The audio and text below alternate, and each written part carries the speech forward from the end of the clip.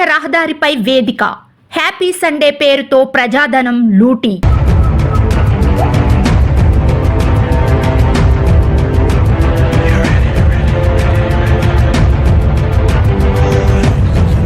Traffic తో ఇబ్బంది పడుతున్న పట్టణ ప్రజలు. జాతీయ రహదారిపై కార్యక్రమానికి పోలీసుల అనుమతిపై విమర్శలు.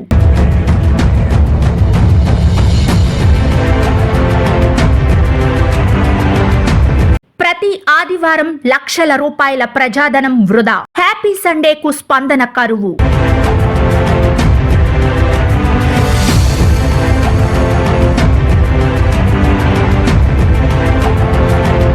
అప్పుల భారంతో కూరుకుపోయినప్పుడు ఎవరైనా జాగ్రత్తగా ఖర్చు పెట్టాలని చూస్తారు. చేసిన అప్పులను తీర్చడానికి ప్రణాళికాబద్ధంగా ముందుకు వెళ్తారు. కానీ రాష్ట్ర ప్రభుత్వం మాత్రం మింగమెతుకు లేకున్నా మీసాలకు సంపెంగ నూనె రాసుకుంటూ గొప్పలకు పోతూ లక్షల రూపాయల ప్రజాధనాన్ని ఖర్చు పెడుతుంది.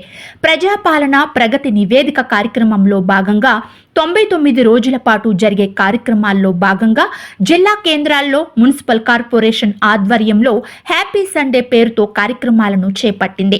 ప్రతి ఆదివారం జిల్లా కేంద్రంలోని జాతీయ రహదారిపై స్టేడియం మైదానం ప్రధాన రోడ్డుపై వేదికను ఏర్పాటు చేసి రోడ్డుపైన కుర్చీలు వేసి ట్రాఫిక్ను డైవర్షన్ చేసి మరీ కార్యక్రమాన్ని నిర్వహిస్తున్న తీరును ప్రజలు తప్పుపడుతున్నారు. హ్యాపీ సండే పేరుతో జరుగుతున్న కార్యక్రమానికి కూడా స్పందన కరువైంది.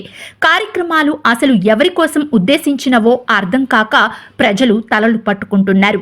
ఆర్టీసీ బస్ స్టాండ్, బాలికల జూనియర్ కళాశాల, డిగ్రీ కళాశాల, R&B గెస్ట్ హౌస్, ఎల్లమ్మ గుడి, బాలికల జూనియర్ కళాశాల, న్యూటన్ సర్కిల్ అన్నీ కూడా ఇక్కడే ఉండడంతో ట్రాఫిక్కు తీవ్ర ఇబ్బంది ఏర్పడుతుంది.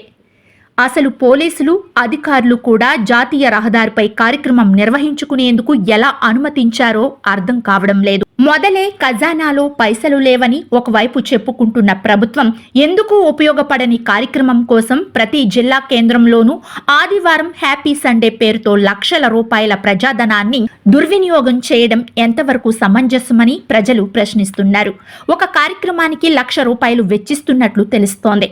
ఈ కార్యక్రమాలు అన్నింటినీ హైదరాబాద్ నుండి కీలక నేతలు నడిపిస్తున్నట్టు తెలుస్తోంది. ఎవరికీ పనికిరాని ఇలాంటి కార్యక్రమాలను రద్దు చేసి ప్రజాధనాన్ని దుర్వినియోగం కాకుండా చూడాలని ప్రజలు కోరుతున్నారు.